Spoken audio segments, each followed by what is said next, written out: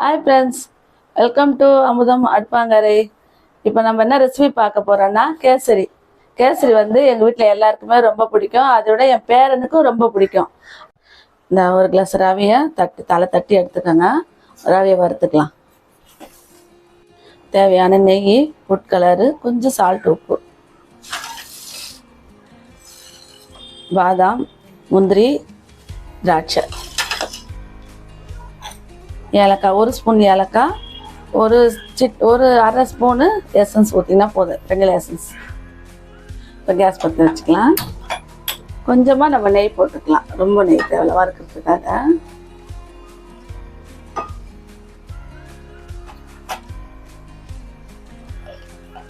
ஒரு ஸ்பூன் நெய் போட்டுனா போதும்.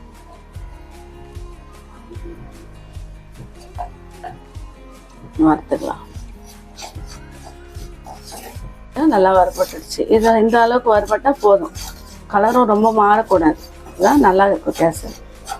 இப்போ நம்ம கேசரிக்கு நெய் இந்த அளவுக்கு போதும். இப்போ நெய் சூடாயிடுச்சு. இந்த முந்திரி போட்டுக்கலாம்.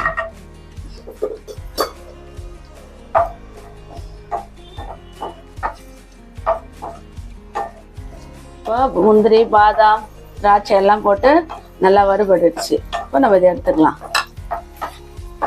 நம்ம 3 கிளாஸு தண்ணி ஊற்றிக்கலாம். ஒரு கிளாஸ் ரவைக்கு 3 கிளாஸ் தண்ணி ஊற்றினா நல்லா இலச்சா நல்லா இருக்கும் உங்களுக்கு கேசரி. சாப்பிட்றதுக்கு வாயில் வச்சோடனே கரையும். இப்போ நம்ம இந்த ரவையை போட்டுக்கலாம்.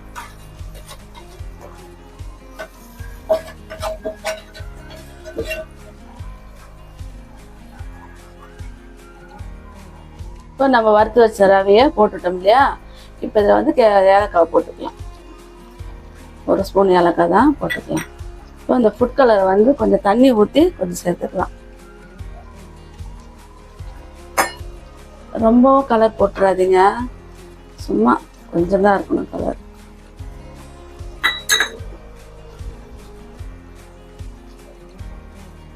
பார்த்தீங்களா? இப்போ இந்த கலர் போதும். ஏன்னா அதிகமாக கலர் போட்டாலும் அவ்வளோவா ரொம்ப டார்க் கொடுத்துரும் உங்களுக்கு. இப்போ கொஞ்ச நேரத்துலேயே வெந்துடும். ரொம்ப நேரம் ஏன்னா வறுத்து இருக்கு இல்லையா, அதாவது நம்ம அந்த தண்ணி பட்டவனே வெந்துடும்.